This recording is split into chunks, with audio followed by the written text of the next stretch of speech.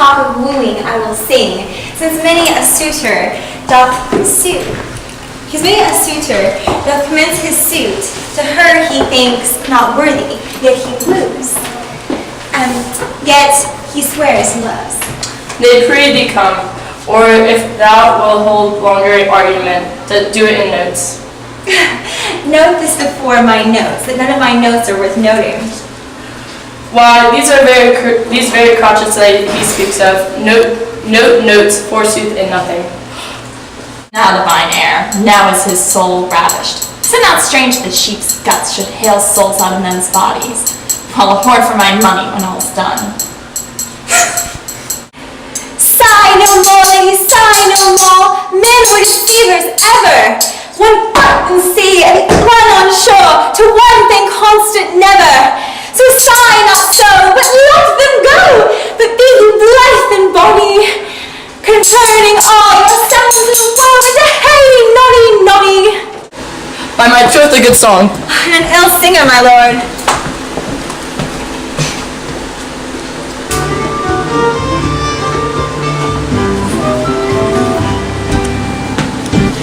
Come hither, Leonardo. What was it you told me of today, that your niece Beatrice was in love with Signor Benedict? Oh, hey, stalk on, the foul sits! I did never think that the lady would have loved any man. No, nor I neither, but most wonderful that she should so dote on Signor Benedict, whom she hath in all outward behaviours seemed ever to abhor. Is it possible? Sits the wind in that corner? By my truth, my lord, I cannot tell what to think of it, but that she loves him with an enraged affection, it is past the infinite thought. May she be doth but counterfeit? Faith, like enough. O God, counterfeit? There was never counterfeit of passion, came so near the life of passion as she discovers it. Why, what effects of passion shows she? Bait the hook well, this fish will bite. What effects, my lord? She will sit you. You heard my daughter tell you how. She will indeed. She did indeed. She did indeed. How, I pray you? You amaze me. I would have thought her spirit had been invincible against such assaults of affection. I would have sworn it had, my lord, especially against Benedict. That white-bearded fellow speaks it. Knavery cannot sure hide himself in such reverence. In the infection, hold it up. Hath she made her affection known to Benedict? No, and swear she never will. 'Tis true indeed, so your daughter says. Shall I, says she, that have soft encountered him with scorn, write to him that I love him. This says she now when she is beginning to write to him, for she'll be up 20 times a night, and there she will sit in her smock until she have read a sheet of paper. My daughter tells us all. Now you talk of a sheet of paper! I remember a pretty jest your daughter told us of. Oh, when she had read it and was reading it over, she found Benedict and Beatrice between the sheet. That! Oh, she tore it into 1,000 halfpence, and she railed at herself that she should be so immodest to write to one that she knew would flout her. I measure him, says she, by my own spirit, for I should flout him if he were to write her. If he writ to me, yeah, though I love him I should. Then down upon her knees she falls, weeps, sobs, beats her heart, tears her hair, prays, curses, oh sweet Benedict, God give me patience.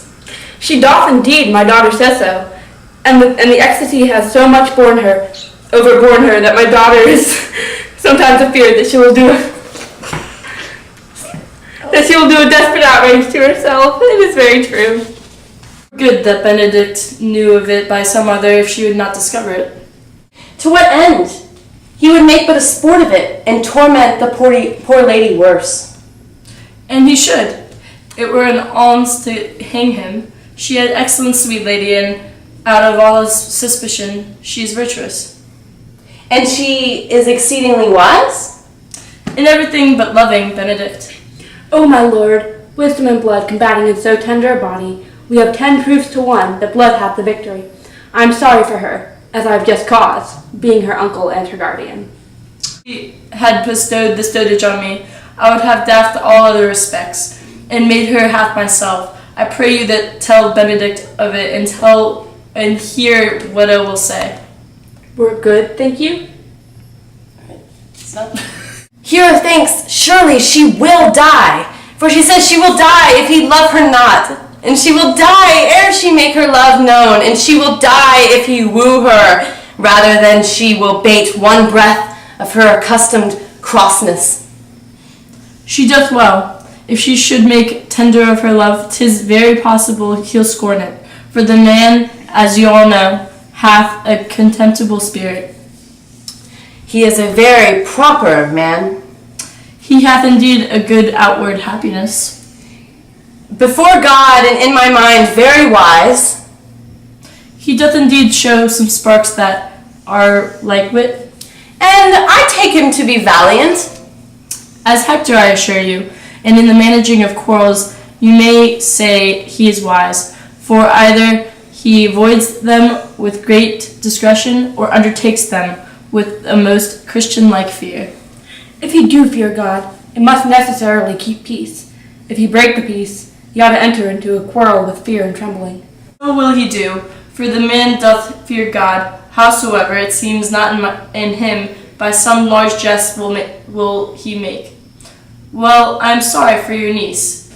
Shall we go seek Benedict and tell him of her love? Never tell him, my lord. Let her wear it out with good counsel. Nay, that's impossible. She may wear her heart out first. Well, we will hear further by your daughter. Let it cool the while. I love Benedict well, and I could wish that he would modestly examine himself to see how much he is unworthy to a good old lady. My lord, will you walk? Dinner is ready.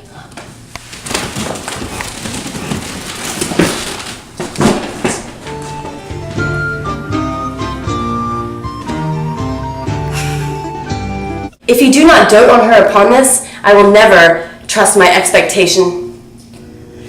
Let there be the same net spread for her, and that must your daughter and her gentlewoman carry. The sport will be when they hold one an opinion of another's dotage, and no matter such. That's the scene that I would see, which will be merely a dumb show. Let us send her to call him into dinner. This can be no trick. The conference was sadly born. They have the truth of this from Hero. They seem to pity the lady. Seems her affections have their full bent. Love me? Why, it must be requited. Hear how I am censored. They will say I bear myself proudly. If I perceive the love come from her, they say too that she would rather die than give any sign of affection. Never did think to marry. I must not seem proud. Happy are they that hear their detractions and can put them to mending. They say the lady is fair. 'Tis truth, I can bear them witness. And virtuous? 'Tis so, I cannot reprove it. And wise? But for loving me, by my troth it is no addition to her wit. What I said I would die a bachelor, I did not think I should live till I were married. Here comes Beatrice. By this stage she's a fair lady. I do spy some marks of love in her. Now Ursula, when Beatrice doth come, as we do trace this alley up and down, our talk must only be of Benedict. When I do name him, let it be thy part to praise him more than ever man did merit. My talk to thee must be how Benedict is sick in love with Beatrice. Of this matter is little Cupid's arrow craftily made, which damages only by hearsay. Now begin, for look where Beatrice like a lapwing runs close by the ground to hear our conference. The pleasant assembling is to see the fish, whose golden oars cut the silver string. So angling we to Beatrice, who even now is kept in the wooden coverture. Fear you not my part of the dialogue. Then go we near her that her ear lose nothing of the false sweet fate of that which we lay for her. Truly, Ursula, she is too disdainful. I know her spirits are as coy and wild as haggards of the rock. But are you sure that Benedict loves Beatrice so entirely? So says the prince and my betrothed lord. And did they bid you tell her of it, madam? They did entreat me to acquaint her of it, but I persuaded them, if they loved Benedict, to wish him wrestle with affection and never let Beatrice know of it. Oh, why did you so? Doth not the gentleman deserve as full a fortunate bed as ever Beatrice shall couch upon? Oh, God of love, I know he doth deserve it as much as any man may merit, but nature never framed a woman's heart with prouder stuff than that of Beatrice. Disdain and scorn ride sparkling in her eyes, misprizing what they look on, and her wit values itself so highly that to her all matter else seems weak. She cannot love, nor take shape nor project of affection. She is so self-endeared. Sure, I think so. And therefore certainly were it not good that she know of his love, lest she'd make sport of it. Why, you speak truth. I never yet saw man, how wise, how noble, young, how rarely featured, but she would spell him backward. If fair face, she should swear the gentleman should be her sister. If black, why nature, drawing of an antic, made a foul blot. If tall, a lance ill-headed. If low, an agate very vilely cut. If speaking, why a vein blown by all the winds. If silent, why a block moved by none. So turns she every man the wrong side out, and never gives to truth and virtue that which simpleness and merit purchase. Sure, such carping is not commendable. No, not to be so odd and from all fashions as Beatrice's cannot be commendable. But who will tell her so? If I should speak, she would mock me into air. Oh, she would laugh me out of myself, press me to death with wit. Therefore, let Benedict, like covered fire, consume away in sighs, waste inwardly. 'Twere a better death than die with mocks, which is as bad to die by tickling. Oh, yet tell her of it. Hear what she will say. No, rather I will go to Benedict and counsel him to fight against his passions. And truly, I'll devise some honest slander to stain my cousin with.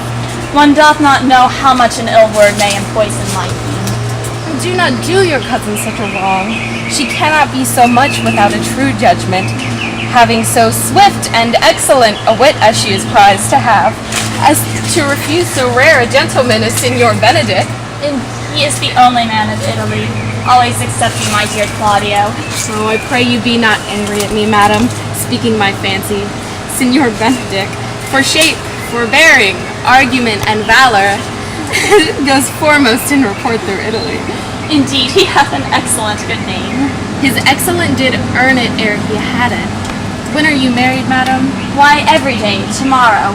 Come, go in, and I'll show thee some attires, and have thy counsel which is best to furnish me tomorrow. Oh, she's limed, I will drink you. Have her, madam. If prove it so, then loving goes by haps. Some cupids kill with arrows, some with traps. Fire is in my ears. Can this be true? Stand I condemned for pride and scorn so much? Contempt farewell, and maiden pride adieu. What glory comes from the backing of such? Benedict, love on. I will requite thee, tipping my heart to thy loving hand. If thou dost love, my kindness shall incite thee to bind our loves up in a holy ring. For others say thou dost deserve, and I believe it better than reportingly.